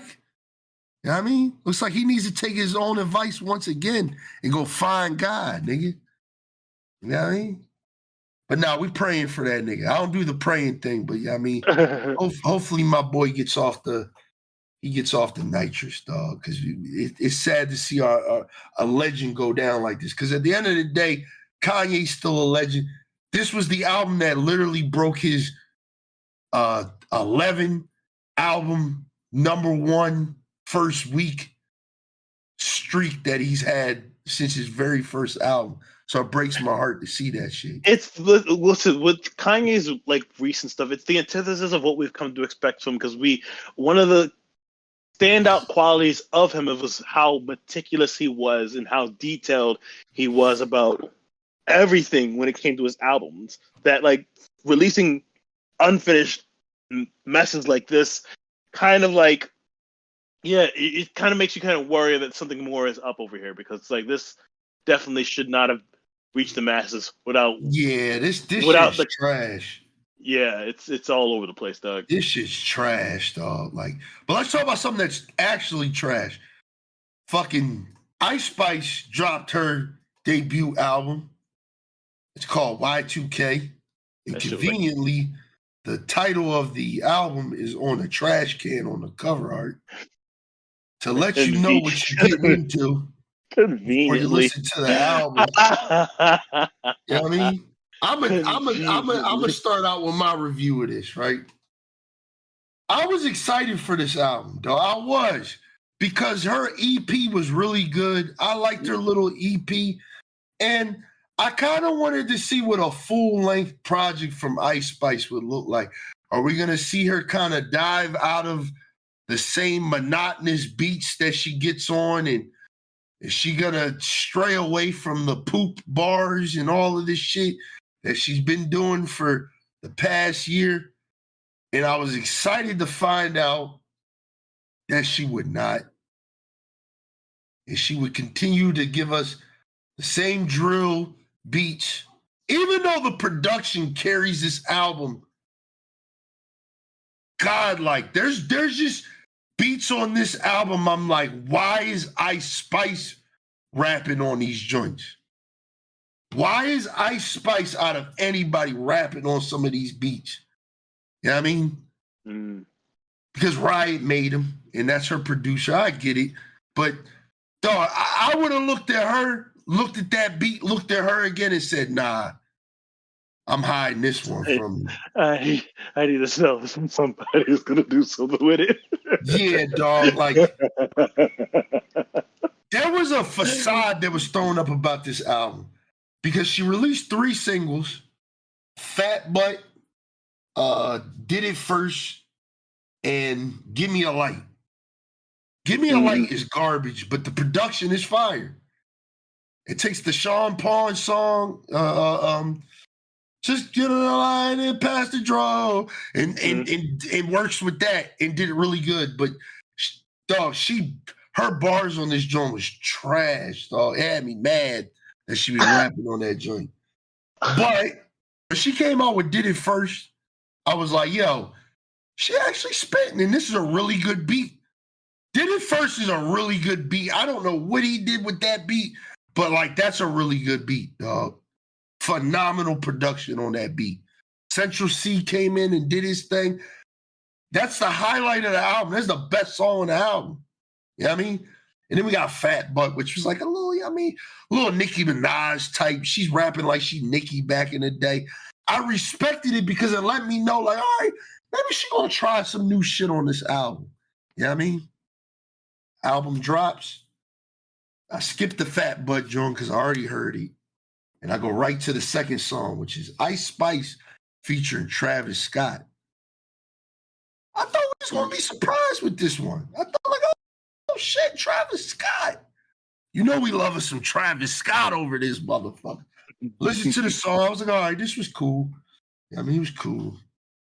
And then after that, man, I'm talking about the worst 20 minutes of my life, dog.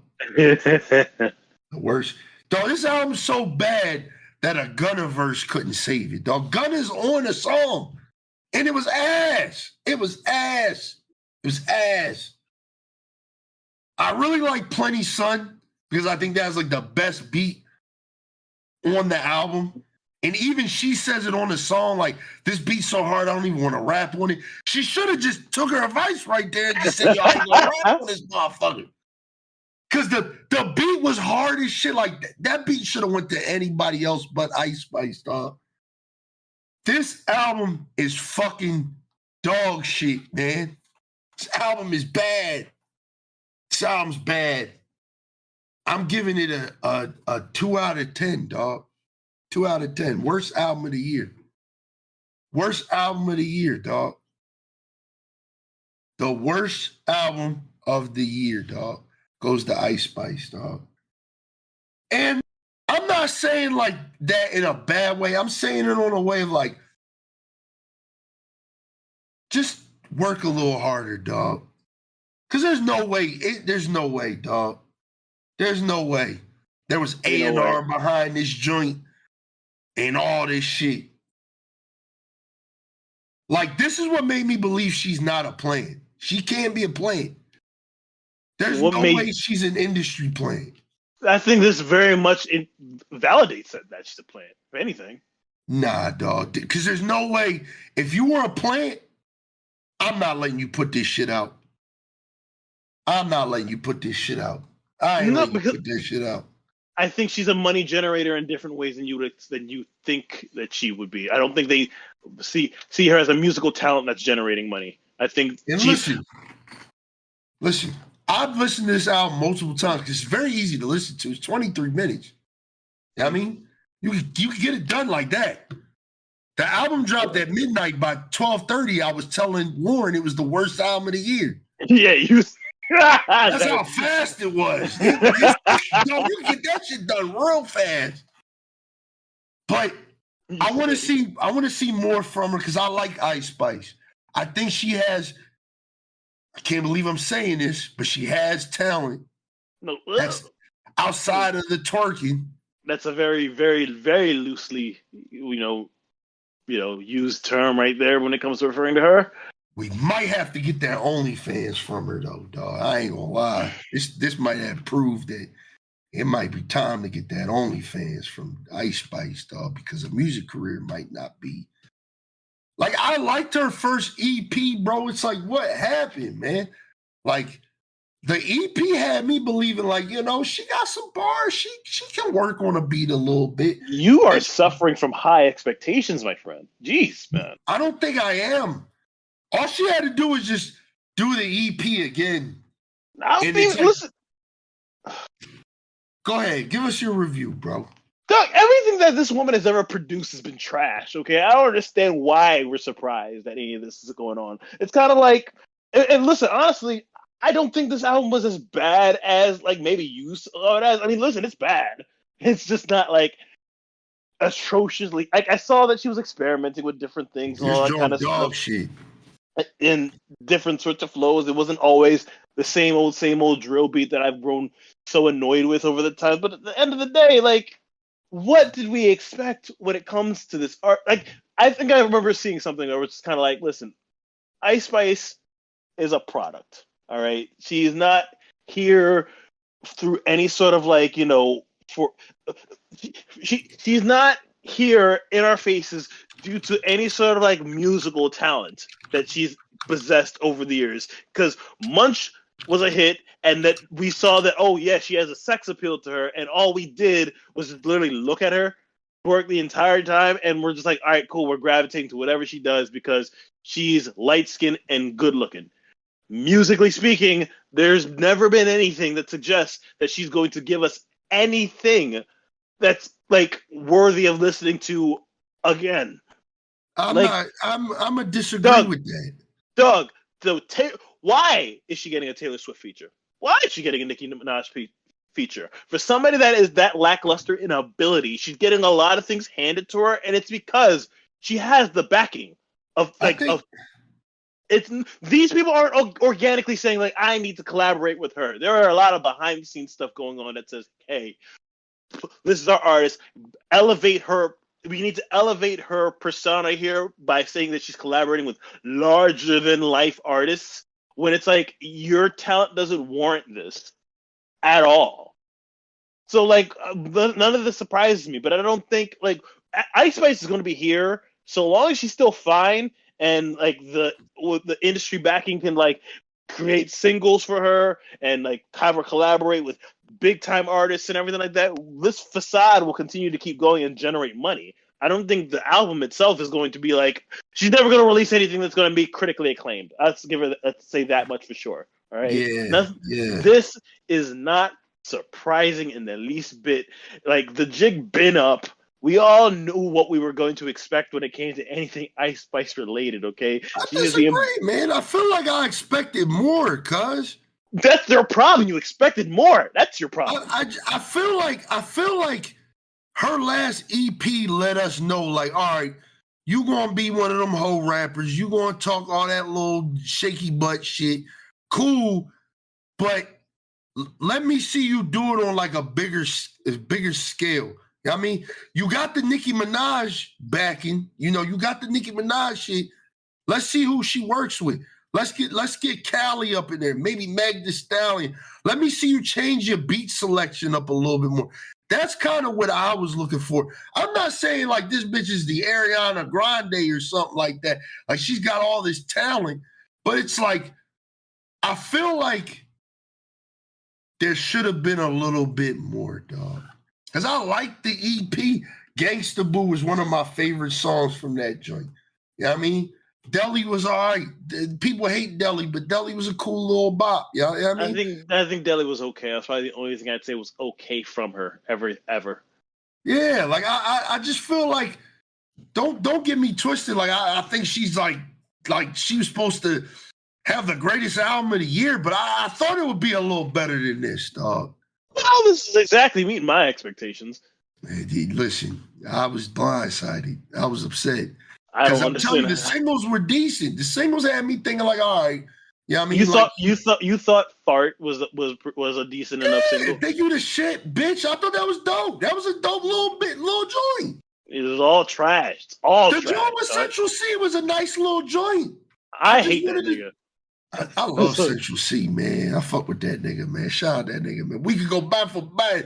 Matter of fact, we can go M for M. That's my nigga, dog. Yo, watch your mouth when you talk about Central C, nigga. Listen, my hot take is I think everybody like in UK should like not saying that everybody in UK should stop rapping. It's just that like UK grime and UK drill, whatever you want to call it, is the trashiest music that exists on like the face of the earth. UK niggas can rap; they just need to diversify more. And I've seen plenty of UK people like actually have like decent songs when they deviate from Shout that out sound. Gigs. Shout out Gigs. That's my nigga, dog. Man, shout out any, all right? Fucking shout out fucking Yeah. niggas that can actually fucking rap. Yeah, man. I like Central C though, man. He said we could go back for back. Matter of fact, we can go M for M. Damn, that's my joint, dog. You crazy. Yeah, but this Ice Spice joint, what you rate it, man? So I'll give it a 3. yeah, that's nice. That's very nice of you, dog. Yeah. Very nice of you, man. All right, let's speed this up. We got like 3 more albums for y'all, and then we're gonna wrap this one up. These next 2, I'm gonna let my boy do all the talking. Talk about this Killer Mike album, man. Okay, so I think I heard him speak about this. This isn't like a full blown like album.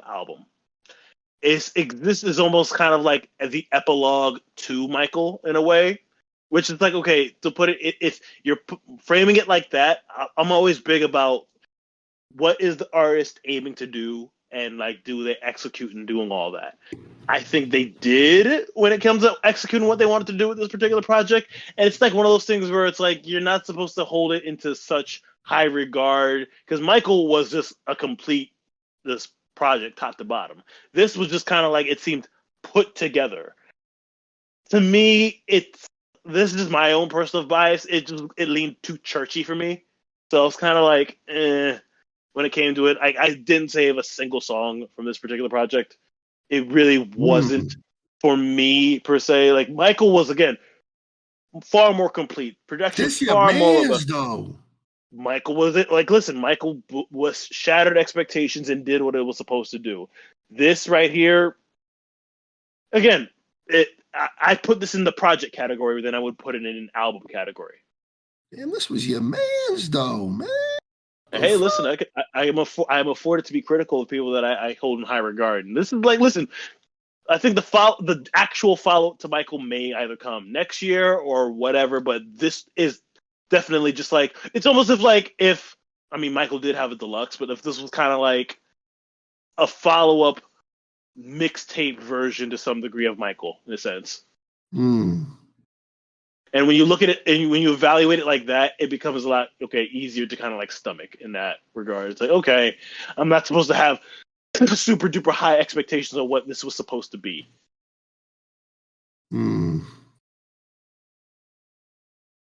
Yeah, man. It's weird because Michael was good. It wasn't like my favorite album of the year or anything like that. I think it's kind of overhyped. But I'm ready for one of y'all old heads to fight me, dog. So I'm gonna just say, yeah, I thought it was overhyped. Shout out to Killer Mike, though. Yeah, because we got mad respect for Run the Jewels over here. But this album was like more of the same, just with like you said, like a churchy vibe to it. It was cool. It was cool. I didn't finish listening to it, so I won't give a rating. Maybe on the next podcast, but it was cool. You probably don't need to, honestly. It's like again, it's nothing really too spectacular. What do you think? What do you think? I'd probably give this like a 6. Damn, dog. But again, it's like evaluating a mixtape in a way. It's not supposed to be like this is supposed to be the thing that's supposed to carry this like the next installment of like what we're supposed like. This is not going to be in Grammy consideration. If it is, I think that's a travesty. Yeah, I thought the album was cool. I thought it was cool. So it was It was not like, oh my gosh, this is like the next best thing. It was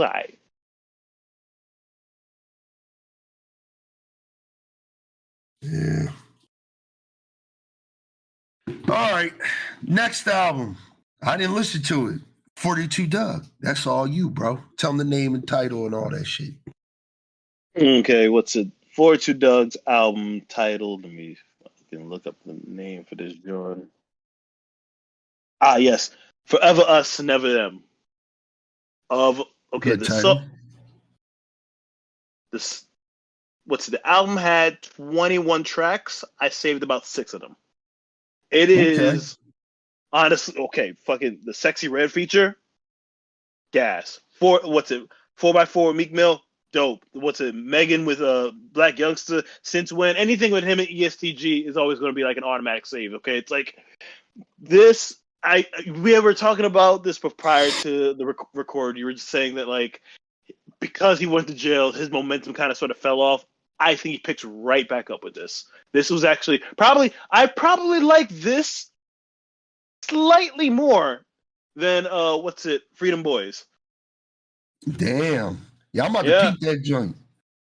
This is a really good showing from 4-2 Doug. All right, this was and you could tell. Okay, I'm gonna bring this back up, and I hope this is the last time I ever speak this guy's name.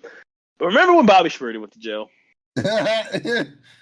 And like when we expect when a nigga goes away for some time, he's you're gonna sit yourself down and take some time to focus on your craft and everything like that.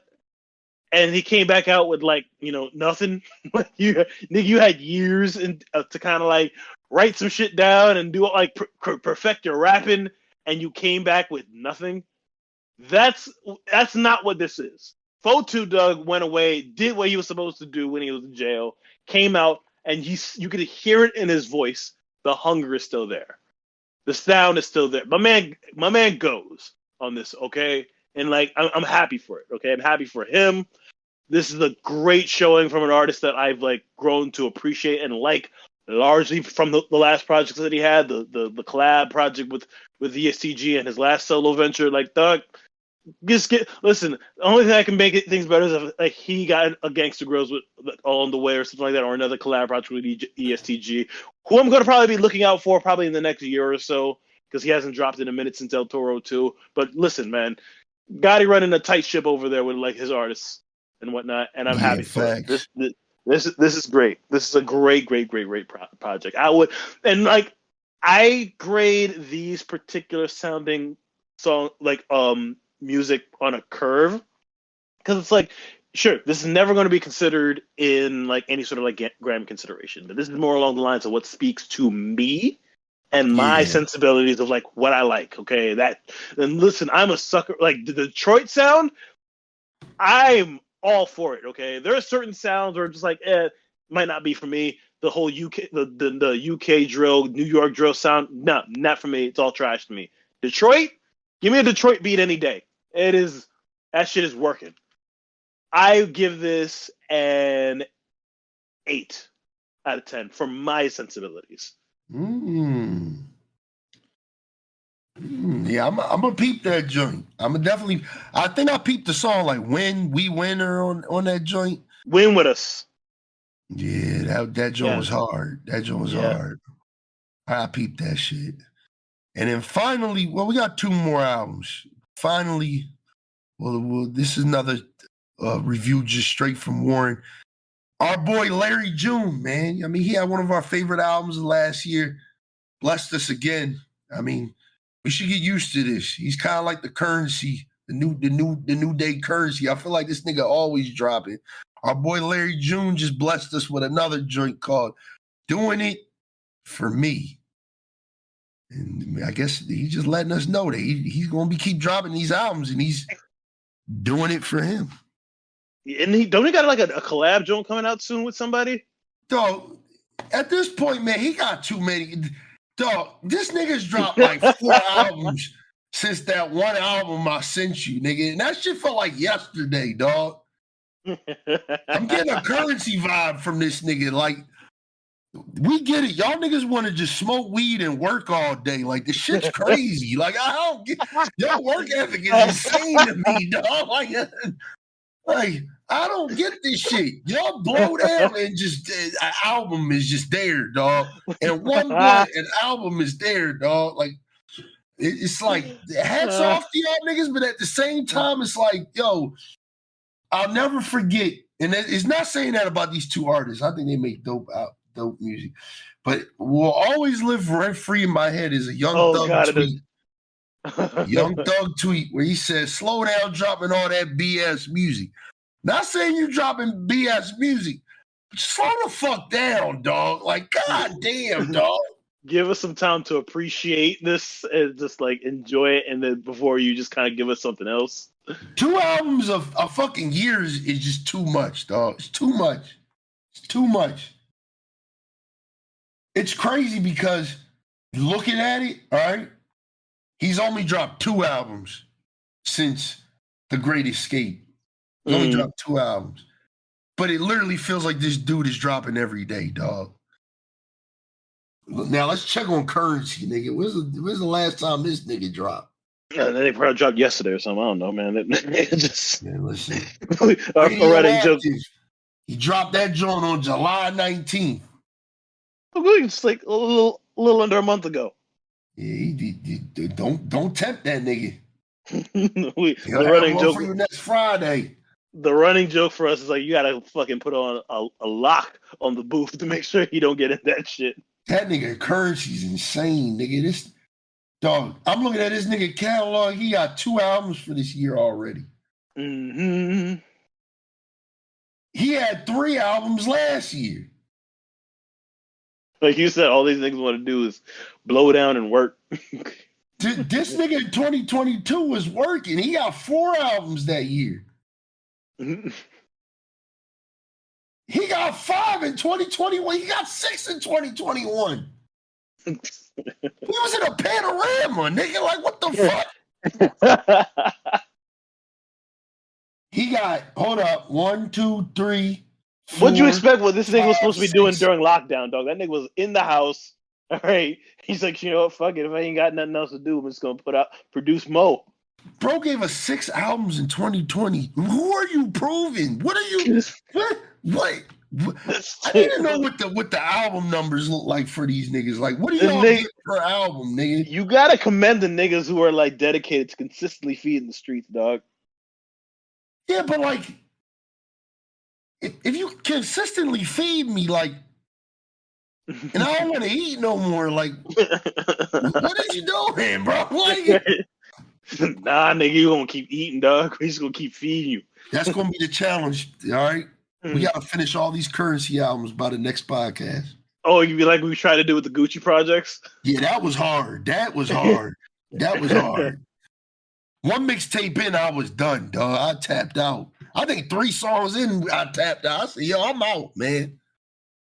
Shout out to Trap God series, though. Yeah, I mean, Trap God series go hard. Too, yeah. All that, like the green album, the purple album, that nigga was tripping, dog. That nigga lost me with that shit. The white album, yeah, I remember that shit. That nigga was doing too much. But give us a review of this Larry June joint, man. Doing it for me. Honestly, it's not Great Escape, which to me, not saying it's a masterpiece or anything like that, because like anything that I think, Alchemist puts his name to, like I'm slowly but surely becoming convinced that Alchemist is now like one of my favorite producers in today's game right now. That being said, this is still impressive. Okay, you gotta love the sound that Larry's working with. Honestly, it's almost like reminiscent of like, I don't even want to say like disco, but like old funk sounds and whatnot that he's kind of like exploring with the production and whatnot. It's just like, and he just glides, man. The man just sounds so cool when he's fucking rapping, dog. Like I feel motivated to want to do luxury shit whenever I hear bro, cool as hell. Dog, and the ad libs I fuck with too as well, man. Dog, this nigga's just cool, dog. All right, Larry, that nigga, man. Good job, Larry. Shout out my nigga, man. Shout out Larry. How'd you feel? Where'd you rate it? Where you rate it? Probably rate it 7.5. This is a good album. This is a fun listen, okay? I enjoyed listening to it when I was like on my way to doing things yesterday and whatnot. It was great, man. That's good shit, man. I respect that. Larry has yet to disappoint at this point. Even when I look through the back catalog, it's okay, yeah, this nigga is consistent and you know what you're gonna get. Larry is that nigga, okay? Yes, Lord. Good job, Larry. Sounds good. And then our last album to close this joint out is an album I don't think you listened to. I listened to it called Summertime Butch by Benny the Butcher. I listened to that joint. It's an easy listen. Again, the theme of the podcast is,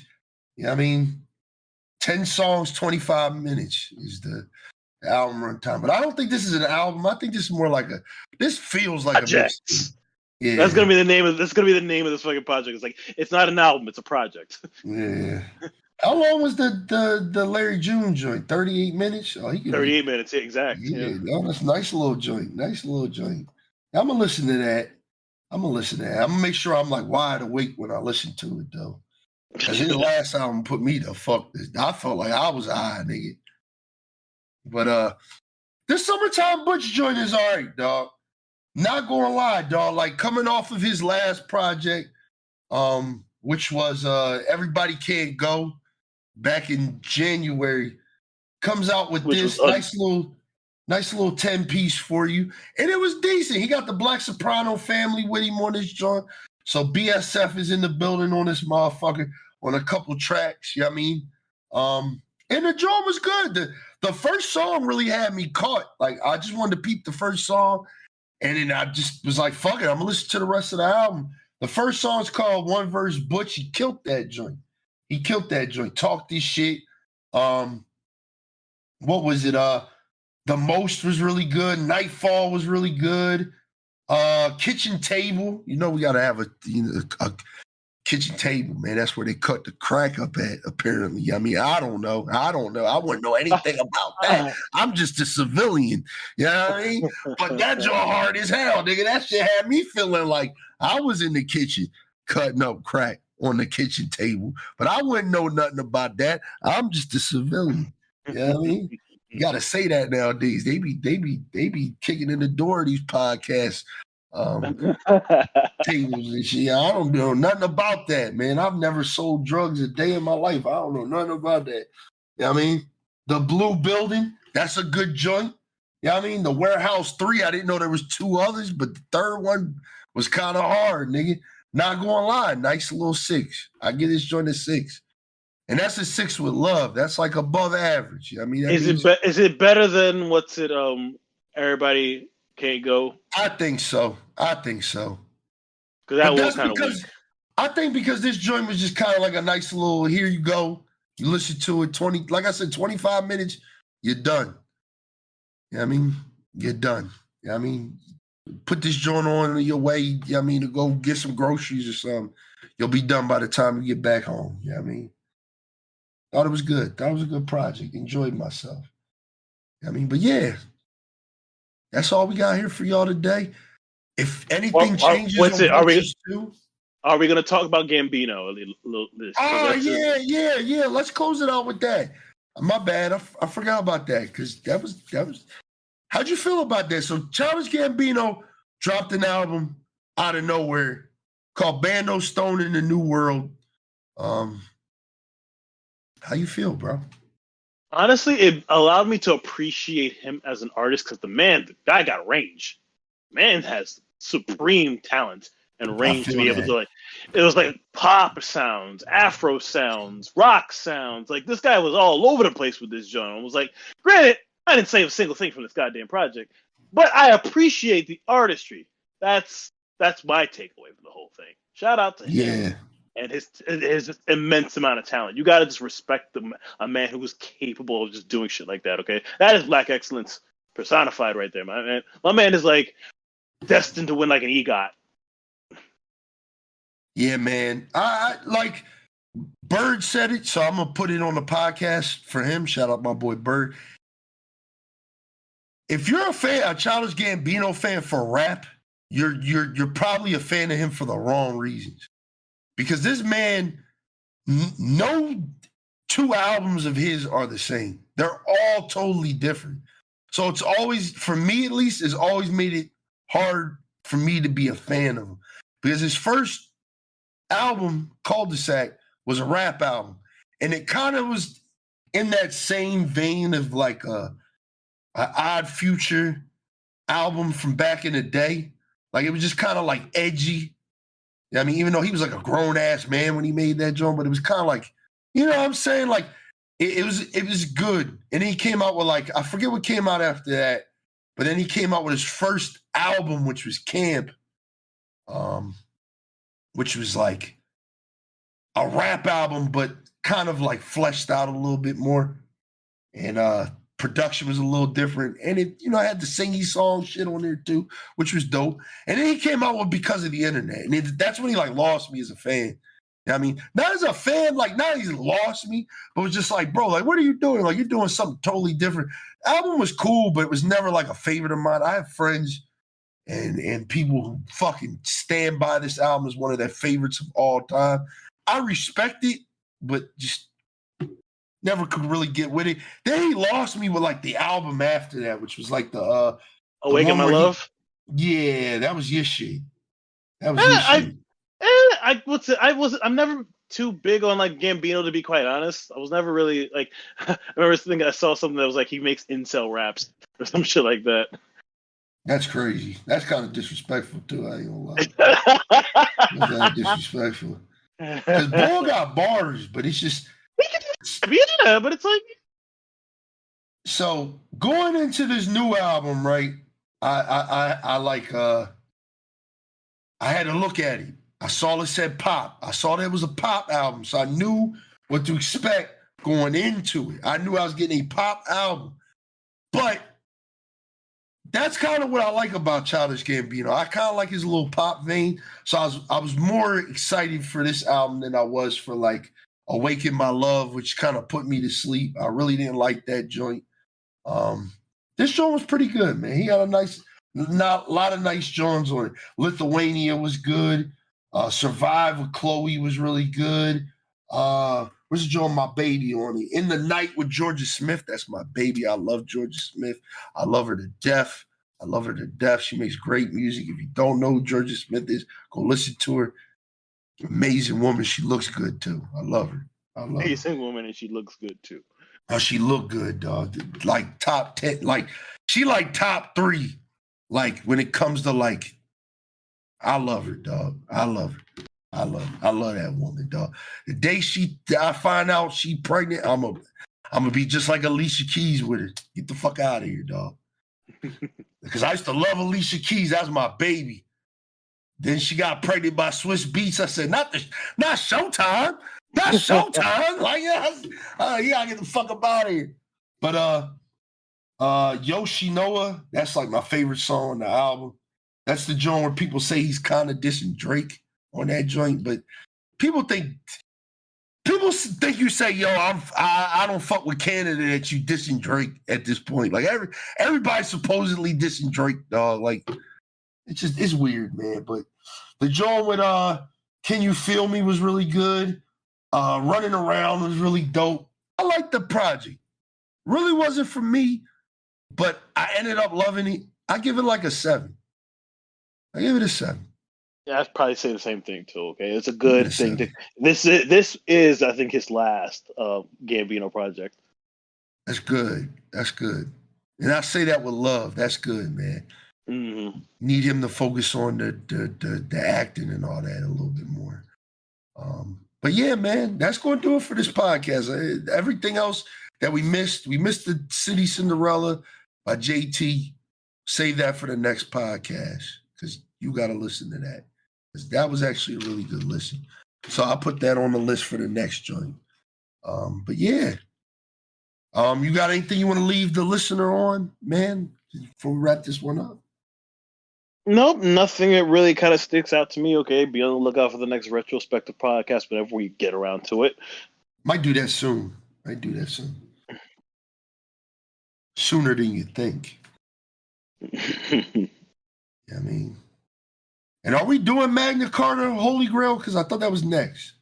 Yeah, that's the next retrospective. I've been listening to that, but now since it's been so goddamn long, I'm gonna have to re-listen to it again. Yeah. We doing bet. So be on the lookout for that when we drop it. Next podcast y'all should be a gaming podcast with a twist. And what I mean by a twist is you just have to stay tuned. You'll just have to stay tuned and peep it.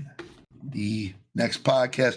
I hope y'all liked what we're doing with these podcasts now, we got like a pre-recorded intro that we're throwing in.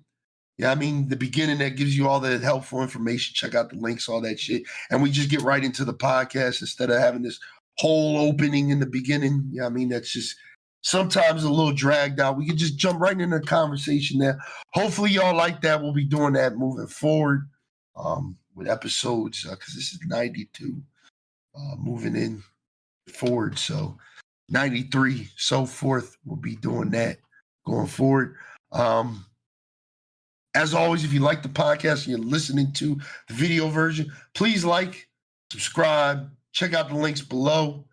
If you listen to us on Spotify or anywhere else, make sure you rate the show 5 stars, do all that good shit. Make sure you check out those links too. Check out Eknight, check myself out, check us all out. And we'll see you guys on the next one. Peace.